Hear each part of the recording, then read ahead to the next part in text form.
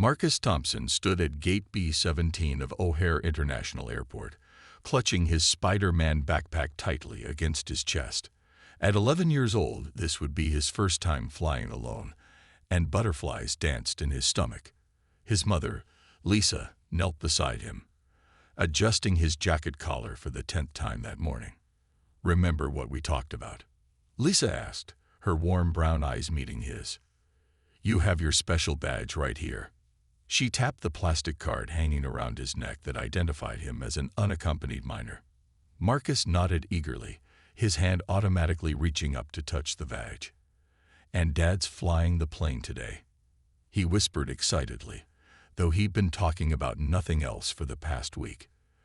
The thought of his father, Captain James Thompson, being just a few feet away in the cockpit made this adventure even more special. The gate agent called for priority boarding, and Marcus watched as a stream of business travelers and families made their way to the plane. His mother had already spoken to 3 different airline staff members about his status as both an unaccompanied minor and, more importantly to Marcus, the pilot's son. Each time, he had stood a little taller, proud of the connection. Mrs. Thompson, a flight attendant with a bright smile, approached them. "I'm Amy, and I'll be taking care of Marcus during boarding." She bent down to Marcus's level. "I hear someone special is flying this plane today." Marcus's face lit up. "My dad. He's the captain. He's been flying for 15 years, and he taught me all about how planes work. Did you know that the engines?" Lisa gently squeezed his shoulder, knowing once Marcus started talking about aviation, he could go on for hours. It was a passion he'd inherited from his father, along with James's warm smile and quick mind. As they walked down the jet bridge, Marcus's excitement bubbled over. He couldn't keep his feet from doing a little dance, earning a chuckle from Amy. The smell of jet fuel and the sound of distant planes taking off made everything feel more real. He was really doing this, flying all by himself to visit Grandma and Grandpa in Chicago. Stepping onto the plane, Marcus caught a glimpse of the cockpit door. It was closed, but he knew his father was behind it, probably going through his pre-flight checklist. They had practiced it together countless times in their basement, where James had set up an old flight simulator. Amy led him to his seat in row 12, right behind the wing, his favorite spot because he could watch the flaps move during takeoff and landing. As she helped him buckle in, Marcus noticed how some passengers glanced curiously at him, a young black boy flying alone. He sat up straighter, wanting to tell everyone that his dad was in charge of getting them all safely to Chicago. "Here's your safety card," Amy said, tucking it into his seat pocket. "And remember, if you need anything at all, just press this button." She pointed to the call light above his head. Marcus nodded solemnly, though his eyes sparkled with excitement. As other passengers filed past his seat, he imagined how surprised they'd be if they knew the pilot was his father. He pulled out his notebook, the one where he logged every flight he'd ever taken, and carefully wrote down the date, flight number, and aircraft type. Under notes, he wrote in his best handwriting, "First solo flight. Dad equals captain." The cabin filled up around him, but Marcus barely noticed. He was too busy thinking about the moment when his father's voice would come over the intercom. Would anyone realize they shared the same last name? Would they notice how his smile grew wider at the sound of his dad's voice? This wasn't just any flight. This was the beginning of his greatest adventure yet. All seemed perfect as the plane prepared for departure. What Marcus didn't know was that this routine flight would soon turn into something entirely unexpected, challenging not just him, but everyone aboard in ways they never imagined. 2 hours into the flight, Marcus shifted restlessly in his seat. He'd already finished his snack, played 3 games on his tablet, and read half of his comic book. The bathroom call was becoming harder to ignore, and he knew he'd have to get up soon. He remembered his mom's instructions to always let a flight attendant know if he needed anything, but Amy, the kind attendant who had helped him board, was nowhere in sight. After waiting another 5 minutes, Marcus pressed the call button above his seat. No one came. He pressed it again, watching other flight attendants rush past, busy serving drinks in the economy section. His need was becoming urgent now, and the bathroom near the front of the plane was clearly visible and empty. "I can do this," he whispered to himself, unbuckling his seatbelt. He stood up carefully, just like he'd done on countless flights with his parents. The plane was cruising smoothly, making it easy to walk down the aisle. As he passed through first class, Marcus couldn't help but smile, knowing his dad was just beyond that cockpit door, skillfully guiding hundreds of people through the sky. What Marcus didn't notice was Sarah Bennett, the newly hired flight attendant, watching him with increasing suspicion from the galley. She had started working for the airline just 3 weeks ago and had missed the morning crew briefing due to traffic. More importantly, she hadn't received the note about the pilot's son traveling as an unaccompanied minor. Sarah's eyes narrowed as she watched the young black boy moving toward the front of the plane. In her brief training, they'd emphasized the importance of cockpit security above all else. She saw Marcus glance at the cockpit door, and something in her mind clicked. But all wrong. "Where do you think you're going?" Sarah's sharp voice cut through the quiet cabin as she stepped into Marcus's path. Her tone made several first-class passengers look up from their laptops and magazines. Marcus pointed toward the bathroom, his voice suddenly small. "I need to use the—" "This area is restricted," Sarah interrupted, her hand shooting out to grab his arm. "You need to return to your assigned seat immediately." "But I just need to." Marcus tried again, his eyes widening with confusion and growing fear. The grip on his arm tightened. "Don't make excuses," Sarah said, loud enough for everyone to hear. "You were clearly heading toward the cockpit area. That's a serious security violation." Marcus felt his cheeks burn as passengers began to stare. His throat tightened as he tried to explain. "My dad is the pilot, Captain Thompson." Sarah's laugh was sharp and dismissive. "Right, and I'm the Queen of England. Do you know how many times people try to make up stories? This is exactly the kind of suspicious behavior we're trained to watch for." Tears welled up in Marcus's eyes, but he stood his ground, reaching for his unaccompanied minor badge with his free hand. "I can prove it. Look at my badge. Please." A businessman in first class slowly lowered his newspaper, watching the scene unfold with growing discomfort. A woman a few rows back had already pulled out her phone, recording everything. The tension in the cabin was rising like a thermometer in summer heat.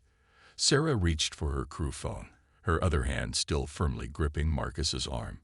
"I'm calling for backup. We have a security situation up front." Marcus had never felt so small, so powerless. The bathroom need was forgotten now, replaced by a knot of humiliation and fear in his stomach. He thought about his father, just feet away behind that cockpit door, completely unaware that his son was being treated like a threat. All because Sarah Bennett saw a young black boy walking toward the front of the plane and jumped to the worst possible conclusion. The silent stares of the passengers around him felt like physical weight on his shoulders. Some looked away uncomfortably, others watched with open curiosity, and a few seemed to be forming their own judgments about what they were witnessing. Not one person spoke up in his defense. Little did Sarah know, her next actions would not only change her career but spark a national conversation about bias, prejudice, and the painful experiences black children face in everyday situations that others take for granted. Sarah's call for backup brought Linda Martinez, the head flight attendant, rushing to the front of the plane. The situation was escalating faster than a summer storm. Marcus stood there trembling, tears now flowing freely down his cheeks, while Sarah maintained her tight grip on his arm. "What seems to be the problem here?" Linda asked, looking between Sarah and Marcus. Her voice was controlled, but her eyes showed concern at the sight of a crying child. "I caught him trying to approach the cockpit," Sarah reported, her voice carrying through the now silent cabin. "He's making up stories about being the pilot's son." She said this last part with obvious disbelief, rolling her eyes. Marcus tried once again to explain, his voice breaking. "Please, just call my dad, Captain Thompson. He's flying the plane. I only wanted to use the bathroom." He reached again for his unaccompanied minor badge, but Sarah swatted his hand away. The action made several passengers gasp. A woman in first class stood up, her phone still recording. "You can't treat a child like that," she protested, but Linda held up her hand to silence her. "Ma'am, please remain in your seat. We're handling a security situation," Linda said firmly. She turned back to Marcus, her expression stern. "Young man, making false claims about being related to crew members is a serious offense." Marcus felt his world spinning. How could this be happening? Just hours ago, he'd been so proud to be flying alone, so excited about his dad being the captain. Now he was being treated like a criminal, and nobody would even look at his badge or check his story. "I have ID," Marcus pleaded, his voice rising with desperation. "My dad's picture is in my phone too. Please, just look." "That's enough," Sarah interrupted. "We've had cases of people using fake IDs before. You need to return to your seat now." She started pulling Marcus back toward economy class, her grip still uncomfortably tight. Passengers were now openly filming the incident. Some whispered among themselves, others looked away in discomfort, and a few seemed angry, though it wasn't clear at whom. An elderly black man in first class shook his head sadly, having seen this kind of scenario play out too many times before. As they marched Marcus back through the cabin, he caught snippets of passengers' whispered conversations. "Poor kid. But what if he really is? They're just doing their jobs. This doesn't feel right." Linda followed closely behind, watching for any signs of trouble. When they reached Marcus's original seat, Sarah finally released his arm, leaving visible red marks where she had gripped him. "Stay in this seat," Sarah commanded. "If you get up again without permission, we'll have authorities waiting in Chicago." The threat hung in the air like a heavy cloud. Marcus slumped into his seat, rubbing his sore arm. His unaccompanied minor badge hung uselessly around his neck. The very thing that was supposed to protect him and identify him had been completely ignored. He could feel the stares of nearby passengers burning into him, some pitying, others suspicious. A young flight attendant who hadn't been involved walked past, then did a double take at Marcus's badge. She paused, frowning, and pulled out her crew information sheet. Her eyes widened as she read something, and she quickly turned toward the galley, walking faster than before. Marcus didn't notice her reaction. He was too busy trying to make himself as small as possible in his seat, wishing he could disappear. His excitement about the flight had turned to shame and fear. He wondered what his father would say if he could see what was happening to his son just a few rows behind the cockpit. The airplane continued its journey through the clouds, carrying within it a painful example of the prejudices that still plagued society.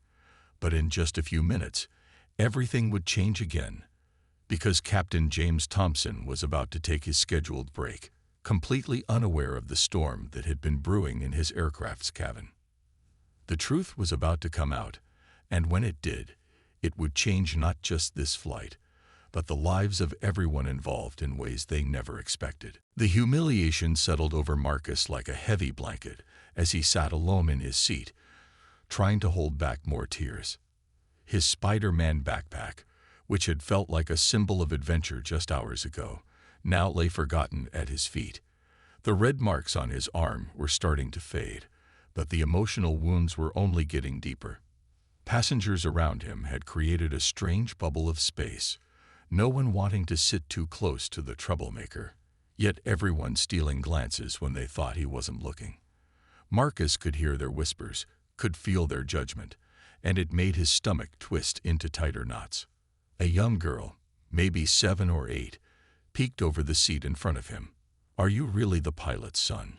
she asked innocently, only to be yanked back down by her embarrassed mother, who whispered harsh warnings about minding her own business. Sarah, the flight attendant who had confronted him, made a point of walking past his row every few minutes, watching him like a hawk.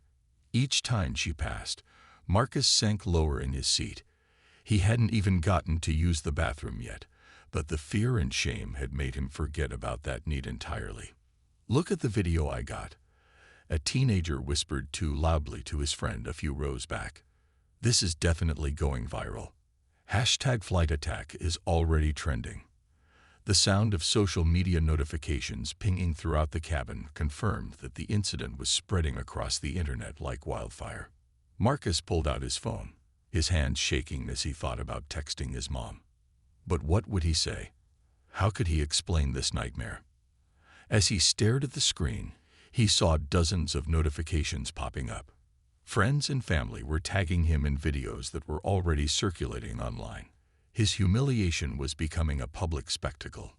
An elderly woman across the aisle kept looking at him with sympathy in her eyes. Finally, she reached into her bag and pulled out a package of cookies. "Would you like one, dear?" she asked softly, but before Marcus could respond, Linda, the head flight attendant, appeared out of nowhere. "Ma'am, please don't interact with him," Linda said firmly. "We need to maintain cabin security." The woman pulled her cookies back, looking confused and upset. The words cabin security hung in the air like poison. Marcus had heard his father use that phrase hundreds of times at home when discussing his job, but never like this, never as a weapon against an innocent child who just happened to be black. Time seemed to crawl by painfully slowly. Marcus tried to distract himself by looking out the window, but even the clouds that usually fascinated him seemed gray and unwelcoming. He could see his own reflection in the window, his eyes red from crying, his shoulders hunched in defeat. A business-class passenger who had witnessed the entire confrontation walked back to use the economy bathroom. As he passed Marcus's row, he shook his head and muttered under his breath, "Someone's getting fired for this." The man's words carried just enough for nearby passengers to hear, causing a fresh wave of whispers to ripple through the cabin. Sarah and Linda huddled near the galley, throwing suspicious glances in Marcus's direction while having an intense discussion. The young flight attendant who had checked the crew sheet earlier kept trying to get their attention, but they brushed her off repeatedly, too caught up in their own assumptions to listen. Marcus pulled his father's pilot wings pin from his pocket, a good luck charm his dad had given him for this first solo flight. He clutched it tightly, drawing whatever comfort he could from the small piece of metal that connected him to his father. If only they had listened, if only they had checked, if only they had seen him as a child rather than a threat. Unknown to everyone in the cabin, the co-pilot was just minutes away from taking control of the aircraft for Captain Thompson's scheduled break. In the quiet confines of the cockpit, Marcus's father had no idea that his son's first independent flight had turned into a stark lesson about prejudice and discrimination. But that was about to change, and with it, everything else. The next few minutes would transform this flight from a case of racial profiling into a powerful wake-up call that would force everyone aboard to confront their own biases and assumptions. The truth was about to walk right out of that cockpit door. The cockpit door opened with its characteristic heavy click. Captain James Thompson stepped out, straightening his uniform jacket and adjusting his captain's hat. His scheduled break had arrived, and he looked forward to stretching his legs. He was also excited about surprising Marcus. He'd been too busy during pre-flight checks to say hello to his son. The first thing Captain Thompson noticed was the unusual tension in the cabin. The normal quiet hum of conversation was replaced by an awkward silence, broken only by the sound of phones clicking and whispers. Then he saw the phones pointed in his direction. No, not at him. At something behind him. As he turned to look down the aisle, he saw his son. Marcus sat hunched in his seat, looking smaller than his 11 years, dried tears visible on his cheeks. The sight stopped Captain Thompson cold. His parental instincts flared instantly. "Marcus," he called out, his deep voice carrying through the cabin. Several passengers gasped. Sarah, who had been standing near the galley, froze mid-step, her face draining of color as she watched the uniformed captain stride toward his son. Marcus looked up at his father's voice, fresh tears spilling over. "Dad," he cried out, jumping from his seat and running toward his father, ignoring Sarah's startled hey of protest. Captain Thompson wrapped his arms around his son, feeling Marcus's body shake with sobs. "What happened?" he asked, looking around at the passengers who were now recording this reunion with even greater interest than they had filmed the confrontation. Before Marcus could answer, Linda stepped forward, her professional demeanor cracking slightly. "Captain Thompson, we weren't aware. There seems to have been a misunderstanding." "Misunderstanding?" came a voice from first class. "They manhandled your son and accused him of lying when he said he was your child." The businessman who had watched everything unfold stood up, pointing at Sarah. "That one grabbed him so hard she left marks." Captain Thompson's face darkened as he gently pushed up his son's sleeve, revealing the fading red marks on his arm. The entire cabin seemed to hold its breath. Sarah stood rooted to the spot, her face now ashen. The reality of what she had done, and to whom she had done it, crashed over her like a wave. "Captain, we had no idea. Security protocols," she stammered. "Security protocols." Captain Thompson's voice was deadly quiet. "My son was wearing his unaccompanied minor badge. His name is on the manifest. His status as my son was noted in the crew briefing." He paused, his voice growing harder. "A briefing you missed, Miss Bennett." The young flight attendant who had tried to check the crew sheet earlier finally spoke up. "I tried to tell him, Captain, when I saw his badge and checked the manifest." Her voice trailed off under Sarah's glare. Captain Thompson took a deep breath, visibly trying to contain his anger. He knelt down to Marcus's level, wiping away his tears with a gentle thumb. "Are you okay, son?" Marcus nodded bravely, standing a little straighter now that his father was there. Some passengers started clapping, but the captain held up his hand for silence. "This isn't a moment for applause," he said firmly. "This is a moment for reflection. My son was profiled, humiliated, and physically handled, not because he was doing anything wrong, but because of assumptions made about what a pilot's son should look like." A video alert popped up on someone's phone.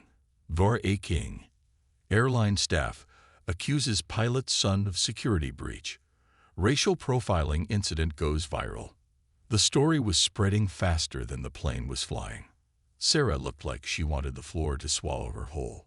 Linda was already on the phone with the airline's corporate office, her face grave. The young girl who had asked Marcus if he was really the pilot's son earlier was now beaming, pointing at Captain Thompson and telling her mother, "See, he was telling the truth." Captain Thompson hugged his son once more before standing to his full height. The next few minutes would require all his professionalism and leadership skills. He had to handle this situation not just as a father protecting his son, but as the captain responsible for every soul on this aircraft, including the flight attendants who had just made a terrible mistake. The incident was about to become more than just a viral video. It would become a watershed moment for the airline industry's approach to bias training and security protocols. But right now, all that mattered to Captain Thompson was making sure his son knew that he was safe, he was valued, and he was believed. The videos spread across social media like wildfire before the plane even landed in Chicago. Hashtag Justice for Marcus and hashtag Captain Thompson's son were trending worldwide. News vans were already gathering at O'Hare International Airport, their satellite dishes reaching toward the sky like metal sunflowers. Inside the plane, the atmosphere had shifted dramatically. Passengers who had remained silent during Marcus's ordeal now rushed to offer him snacks, words of comfort, and their contact information as potential witnesses. Sarah had retreated to the back galley, visibly shaken, while Linda attempted to maintain some semblance of normal service, despite the tension crackling through the cabin. "Hey, buddy," a tech-savvy teenager leaned across the aisle to show Marcus his phone. "You're more famous than any TikTok star right now. Look at these view counts." The videos of both the confrontation and the revelation had already reached millions of views. Marcus saw comments flooding in from around the world. "This is what our children face every day." "That captain handled it like a true leader." "Those flight attendants need to be fired." Finally, someone caught it on camera. Captain Thompson had to return to the cockpit, but not before making sure Marcus was properly cared for. The young flight attendant who had tried to speak up earlier, Jenny, was now assigned to personally attend to him. She brought him his favorite apple juice, information she'd found in his passenger notes that Sarah had never bothered to read. The airline's CEO is already involved, Linda whispered to Sarah, whose hand shook as she tried to restock the beverage cart. This is bigger than anything we've dealt with before.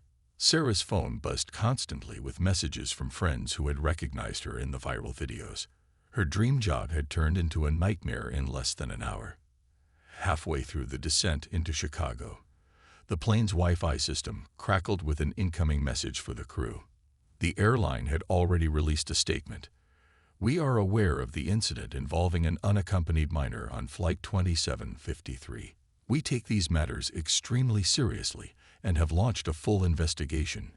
The crew members involved have been placed on immediate administrative leave. We are committed to ensuring all passengers, especially children, feel safe and respected on our aircraft. Marcus overheard two flight attendants from the back of the plane. They're saying this could change everything. Training, protocols, the whole system. As the plane began its final approach, passengers were glued to their phones, watching the story explode across news networks. CNN, MSNBC, and Fox News were all running the footage. Civil rights leaders were already scheduling press conferences. The airline's stock price had dropped 3 points in just 2 hours. A grandmother sitting near Marcus reached over and patted his hand. You've started something important, young man, she said softly. Sometimes it takes a child to show adults their own foolishness. The plane touched down smoothly. Captain Thompson was a consummate professional, despite the emotional turmoil he must have been feeling. As they taxied to the gate, Marcus could see the flashing lights of news cameras through the windows. His phone buzzed with a text from his mom. I'm so sorry this happened to you, baby. I'm already on my way to Chicago. Stay strong. Your dad and I are so proud of you. Sarah, required to stand near the exit for deplaning, looked physically ill as she caught glimpses of the gathering media circus outside. Linda had already received word that representatives from the airline's corporate office would be meeting them at the gate. The weight of what had happened, and its implications for the entire industry, was finally sinking in. As passengers began to gather their belongings, many stopped to share words of support with Marcus. A civil rights attorney handed him her card. A social media influencer asked to take a selfie. A pilot from another airline, who had been traveling as a passenger, shook his head and said, "This is going to change things, son." It needed to change. The incident that began with prejudice and assumptions was about to become a catalyst for real change in the airline industry. But for Marcus Thompson, watching his father's steady hands guide the plane to its gate, the most important lesson was simpler. Standing up for the truth, even when nobody believes you, is always the right thing to do. 3 months after the incident, Marcus Thompson stood in front of his middle school assembly, his father proudly standing beside him in his captain's uniform. The school hall was packed with students, teachers, and news cameras. This wasn't their first speaking engagement. Over the past months, their story had become a powerful symbol for change. I was just trying to use the bathroom, Marcus began, his voice stronger now than it had been during that fateful flight. The audience chuckled, but quickly grew serious as he continued his story. Since the incident, Marcus had found his voice as an unexpected young advocate for change. The viral videos had sparked more than just online outrage. Major airlines across the country had completely revamped their training programs.